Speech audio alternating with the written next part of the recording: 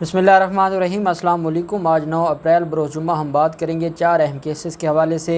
Hudaibiya paper mills का जो मरकज़ी मुलज़म था और नवाज़ शरीफ का फ्रंट मैन वो पकड़ में आ गया। नैब ने बड़ी कार्रवाई की है, वो डिटेल्स मैं आपके साथ शेयर करूँगा। साथ हम बात करेंगे दो बड़े चीनी माफिया के दो बड़े जो उस फ्रॉड के मुलज़म हैं वो आज पेश हुए हैं तफ्तीशी टीम के सामने, उसके ऊपर हम बात करेंगे। साथ हम बात करेंगे जो नैब का छापा है इन माफिया के ख़िलाफ़, उसकी डिटेल नैब ने आज जारी की है, उसके ऊपर भी हम बात करेंगे।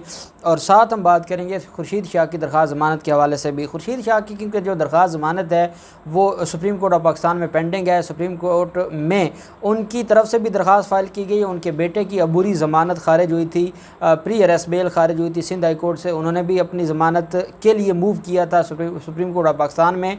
और बाकी जो खुर्शीद शाह उनकी बीवी बच्चों की ज़मानतें मंजूर हुई थी सिंध हाई कोर्ट से, उनके ख़िलाफ़ अपीलें फ़ाइल की थी नैब ने, वो भी पेंडिंग थी सुप्रीम कोर्ट ऑफ पाकिस्तान में। अब सुप्रीम कोर्ट ऑफ पाकिस्तान ने 15 अप्रैल के लिए उनकी समाअत को मुकर्रर किया है। जस्टिस मुशीर आलम साहब की सरबराही में यह 3 रुकनी बेंच होगा जो नैब और खुर्शीद शाह की दरख्वास्तों पर समाअत करेगा।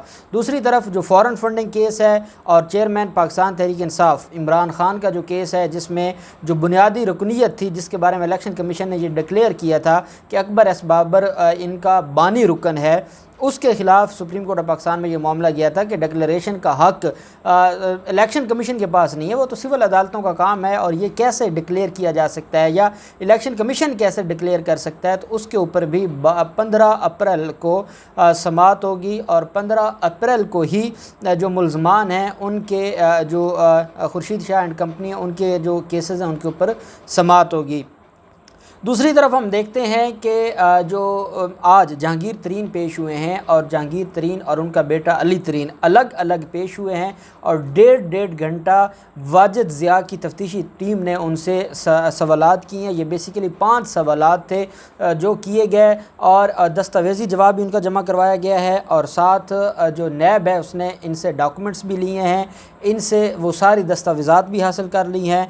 और जब जहांगीर तरीन पेश हुए तो उनके साथ कंपनी सेक्रेटरी मकसूद मल्ली भी था, वो भी साथ पेश हुआ इस केस में। जबकि 2 FIRs दर्ज की गई हैं। आज जिस केस में ये पेश हुए थे वो 7 अरब रुपए की मनी लॉन्ड्रिंग का केस है जिसमें ये पेश हुए थे। 4 अरब की मनी लॉन्ड्रिंग का पहले इनके खिलाफ मुकदमा दर्ज हो चुका है।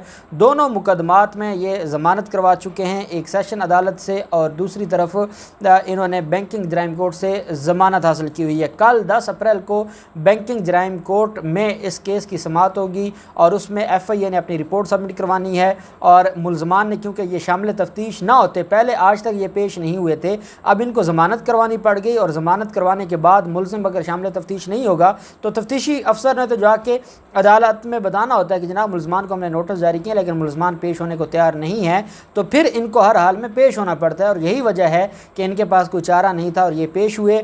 अब इनके बारे में जो कुछ बता रहा है, जो FIA की तरफ से जो बताया जा रहा है, वो तो इतने बड़े बड़े घपले हैं कि इंसान सोचता है कि जो इस कौम के साथ खैर खा नहीं है, जो इस मुल्क के साथ खैर खा नहीं है, जिसने अरबों रुपए की मनी लॉन्ड्रिंग की है या करप्शन की है, अब आप खुद अंदाज़ा लगाएं। बाप, बेटा और माँ, अली तरीन की माँ, अली तरीन का बाप और अली तरीन, उनके बैंक अकाउंट्स मुंजमद किए गए हैं। 36 बैंक अकाउंट्स हैं जो मुंजमद किए गए हैं और ये 36 वो हैं जो उनके नाम पे हैं। 21 अकाउंट्स वो हैं जो बेनामी अकाउंट्स थे, जो उनकी कंपनी में ट्रांजैक्शन हो रही थी, इनकी कंपनी की उन अकाउंट्स में ट्रांजैक्शन हो रही थी। 21 अकाउंट्स हैं अली तरीन के, 14 अकाउंट्स हैं जहांगीर तरीन के और 1 अकाउंट है जहांगीर तरीन की वाइफ का। 36 अकाउंट्स को मुंजमद किया गया है और 21 वो बेनामी अकाउंट्स हैं जिसमें इनकी कंपनी की ट्रांजैक्शन होती थी। अब खुद अंदाज़ा लगाएं कि क्या अगर ये इस बात पर, क्योंकि कुछ लोग इस पर तनकीद भी कर रहे हैं, खुसरो बख्तियार के भाई को भी तलब किया गया है, इसके अलावा एक पाकिस्तान तहरीक इंसाफ के MNA हैं उनको भी तलब किया गया है। तो मैं तो समझता हूँ कि अगर हम मदीना पाक की रियासत की तरफ जाना चाहते हैं तो पहला कदम ही यही है कि इंसाफ सब के लिए। अगर पाकिस्तान तहरीक इंसाफ के जो लोग हैं या जो हुकूमत में बैठे हैं या जो पहले माजी में करप्शन करते रहे उनको छोड़ दिया गया तो ये इंसाफ नहीं होगा।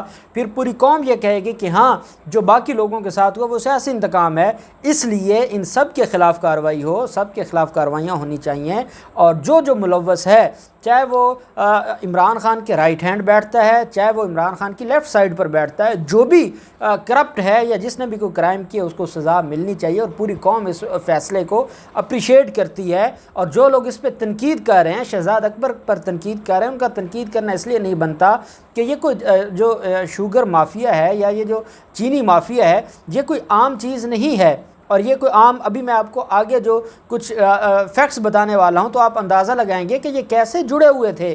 شریف خاندان، جہانگیر خاندان، چودھری برادران کا جو مونس لائی کا خاندان تھا، جو زرداری اینڈ کمپنی اور اومنی گروپ والے تھے، یہ کیسے ایک دوسرے سے جو ہے وہ جڑے ہوئے تھے اور ملے ہوئے تھے، اور کیسے پوری قوم کو یہ بیوقوف بنا رہے تھے۔ تو یہ کارروائیاں بڑی جو ہے وہ اچھی ہیں۔ دوسری طرف جہانگیر ترین نے یہ اعلان کیا ہے کہ کل 10 اپریل کو جب وہ عدالت میں اپنی پیشی میں پیش ہوں گے ضمانت کے کیس میں، تو وہ بھرپور شو آف جو ہے وہ پاور شو کریں گے، وہاں اپنے کارکنان کو بلائیں گے۔ اچھی بات ہے، بلائیں، ان کا حق ہے۔ شہباز شریف بھی بلاتے ہیں، حمزہ شہباز بھی بلاتے ہیں، یہ بھی بلائیں، ان کے اوپر پھور پھینکے جائیں، ان کے ساتھ وزراء ہیں، ان کے ساتھ ممبران ہیں، جو بھی ہے ہونا چاہیے۔ پہلے علیم خان بھی جیل کاٹ آیا ہے، پہلے سبطین خان بھی جیل کاٹ آئے، اور ہونا چاہیے۔ یہ کوئی اس میں کوئی جو ہے، میں سمجھتا ہوں یہ پازیٹیو چیز ہے اور ایسا ہونا چاہیے، اور اس کو ہم اپریشیٹ کرتے ہیں۔ دوسری طرف جیسا کہ آپ جانتے ہیں کہ کل کین کمشنر جو ہے اس کے دفتر پر حملہ جو چھاپہ مارا گیا تھا نیب کی طرف سے، اور یہ محکمہ خوراک کا دفتر ہے، اور وہیں پر کین کمشنر جو کین کمشنر ہے اس کا دفتر بھی وہیں پہ ہے۔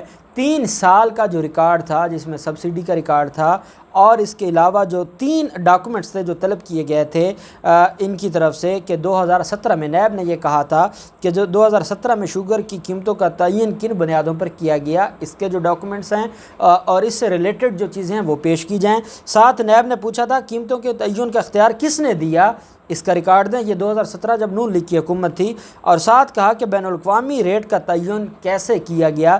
یہ 3 سوالات پوچھے گئے تھے کین کمشنر سے اور محکمہ خوراک سے، جو آفس ہے محکمہ خوراک کا، لیکن وہ 3 سال کا نہ ریکارڈ دے رہے تھے، نہ وہ پیش ہو رہے تھے۔ آج نیب نے وہ تفصیلات دی ہیں، اور نیب کا یہ کہنا ہے کہ جو کل ہم نے کین کمشنر اور محکمہ خوراک کے دفتر پر چھاپہ مارا تھا، بیسیکلی جب شوگر مافیا کے خلاف کارروائیاں شروع ہوئی تھیں، اس میں ہی یہ کہا گیا تھا کہ جو 3 سال کی سبسڈی ہے ان پر تحقیقات شروع ہوئی تھیں، اور 3 سال میں 2 سال پاکستان تحریک انصاف کی حکومت کے تھے، 1 سال 1.5 سال پچھلی حکومتوں کا تھا، کہ کم از کم ان 3 سال کا تو پتہ چلے کہ کیسے سبسڈی دی گئی ہے اور آگے کیسے استعمال ہوئی ہے، کیسے یہ یہاں سے خالی ٹرک افغانستان بھیج کر یہ اپنے جو ہے وہ کھاتے پورے کرتے تھے، اور اپنی جو ڈاکومنٹیشن ہے وہ یہ پوری کرتے تھے، اور یہ مصنوعی قلت کرتے تھے، اور مصنوعی قلت کے نام پر انہوں نے پورے ملک کے ساتھ زیادتی کی تھی۔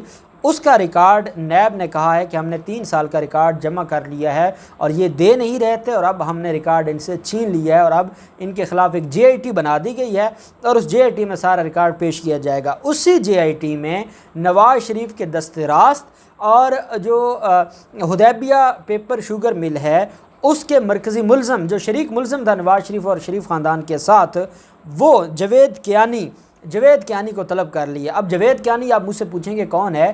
اب جس شوگر مافیا کا ہم رونا رو رہے ہیں، جس شوگر کے حوالے سے جو ظلم ہوتا رہا اس کا رونا ہم رو رہے ہیں، یہ جاوید کیانی شوگر ملز ایسوسی ایشن کا وائس چیئرمین ہے، جو حدیبیہ پیپر مل میں شریک ملزم ہے شریف خاندان کا، وہ وائس چیئرمین ہے شوگر ملز ایسوسی ایشن کا۔ آپ اندازہ لگائیں کیسے لوگ بیٹھے ہیں، کیسے یہ سارا اوپر معاملہ چلا رہے ہیں، کیسے یہ اندر سے ایک ہیں، کیسے یہ ملک کو لوٹنے کے لیے سب ایک ہیں۔ واٹس ایپ گروپ بنایا ہوا تھا، اور اس پر ایک دوسرے کو جب کوئی ریٹ بڑھاتا تھا یا وہ عوام کو ذلیل کرتا تھا تو اس کو یہ اپریشیٹ کرتے تھے۔ واٹس ایپ میں وہ میسیجز ساری قوم نے پڑھے ہیں، اس کے باوجود جو سافٹ کارنر رکھتا ہے وہ اس کا مطلب ہے عوام کا خیر خواہ نہیں ہے، وہ عوام کا نمائندہ نہیں ہے، وہ عوام کی آواز نہیں ہے۔ ظلم ہے، جو بھی کرے گا اس کے خلاف عوام کو کھڑا ہونا پڑے گا، اس کے بغیر معاملہ حل نہیں ہو سکتا۔ اب جاوید کیانی اس کے جو ہے ان کو طلب کیا گیا ہے، اور ساتھ وزارت صنعت و پیداوار کے جو سابق افسر تھے خضر حیات، ان کو بھی 14 اپریل کو طلب کیا گیا ہے۔ اس کے علاوہ 3 سابق افسران ہیں جو نواز شریف دور میں جنہوں نے ظلم کیے، جنہوں نے جو شوگر کا جو معاملہ ہے اور ریٹ بڑھانے کا معاملہ ہے اور مصنوعی قلت کا معاملہ ہے وہ سارے کے سارے لوگ اس میں ملوث تھے، ان کو بھی طلب کیا گیا ہے، اور یہ ایک JIT بنائی گئی ہے، اور اس JIT میں نہ صرف سوال نامہ بھیجا گیا ہے بلکہ اس JIT میں پیش ہو کر اپنے خلاف جو ان کے خلاف ایلیگیشنز ہیں وہ سارے کے سارے جو ہے ان کو کلیئر کرنے کے لیے طلب کیا گیا ہے۔ جاوید کیانی آپ اندازہ لگا سکتے ہیں کہ یہ شریف خاندان کا بہت خاص ہے، اور جاوید کیانی کو طلب کرنے کے بعد مریم اورنگزیب کو بڑی تکلیف ہوئی ہے، کیونکہ جاتی عمرہ میں تکلیف ہوئی ہے، کیونکہ لندن تک تکلیف ہوئی ہے۔ جاوید کیانی کو طلب کرنے سے جاتی عمرہ سے لندن تک ان کے جو حلقے ہیں وہاں پر ایک کوہرام بچا ہے۔ اس کی وجہ یہ ہے کہ جاوید کیانی ان کا خاص آدمی تھا، اور وہ حدیبیہ پیپر مل کا مرکزی ملزم تھا، اور وہ ان کے ساتھ شریک ملزم تھا، تو ان کو اب طلب کیا گیا ہے۔ اس سے پہلے جو چیئرمین ہے پاکستان شوگر ملز ایسوسی ایشن کے، ان کو طلب کیا گیا تھا، اب وائس چیئرمین کو طلب کیا گیا ہے۔ یہ سبسڈی کا معاملہ ہے، یہ فراڈ کا معاملہ ہے۔ 13 شوگر ملوں کو مزید نوٹسز جاری کیے گئے ہیں نیب کی طرف سے۔ پہلے FIA کارروائی کر رہا تھا، FIA الگ ان کے خلاف کارروائی کر رہا ہے، نیب الگ کارروائی کر رہا ہے، اور ہم امید کرتے ہیں جیسے لاہور ہائی کورٹ کا فیصلہ آیا ہے کہ اگر 80 سے 85 روپے فی کلو چینی ملے رمضان کے دنوں میں تو یہ مہنگائی پر بڑا کنٹرول ہوگا۔ غریب آدمی ہر گھر کی بنیادی ضرورت ہے، اور حکومت اس کے اوپر لگی ہوئی ہے۔ دیکھیں، یا چینی ہے، یا آٹا ہے، یا گندم ہے، یہ بنیادی ضرورتیں ہیں جن کا سب سے زیادہ ایک فقدان یا قلت ہوتی ہے، اور اگر حکومت ان کے اوپر قابو پا لیتی ہے، اور حکومت اف اینڈ بٹ سے نکل جاتی ہے، پسند اور ناپسند سے نکل جاتی ہے، اگر مافیا میں حمزہ شہباز ہے تو مافیا میں جہانگیر ترین ہے، تو مافیا میں جاوید کیانی ہے، تو مافیا میں بلاول زرداری کے لوگ ہیں، اومنی گروپ والے، سب کو ایک نظر سے دیکھنا ہوگا، تب جا کے یہ معاملہ حل ہوگا، ویسے معاملہ حل نہیں ہوتا۔ اور اگر عمران خان کی حکومت ان بیساکھیوں پر کھڑی ہے کہ جب کسی کے خلاف کارروائی ہوگی تو وہ دھمکیاں دے کے آپ کی حکومت گرا دیں گے، تو گرا دیں، ایسی حکومت کی کوئی ضرورت نہیں ہے، لیکن ان لوگوں کے خلاف کارروائی ہونی چاہیے۔ اب دیکھتے ہیں یہ سارے معاملات کہاں تک جاتے ہیں، جو بھی ڈیٹیلز ہوں گی ہم آپ کے ساتھ شیئر کرتے رہیں گے۔ اللہ پاک پاکستان کا حامی و ناصر ہو۔ بہت شکریہ، اللہ حافظ، پاکستان زندہ باد۔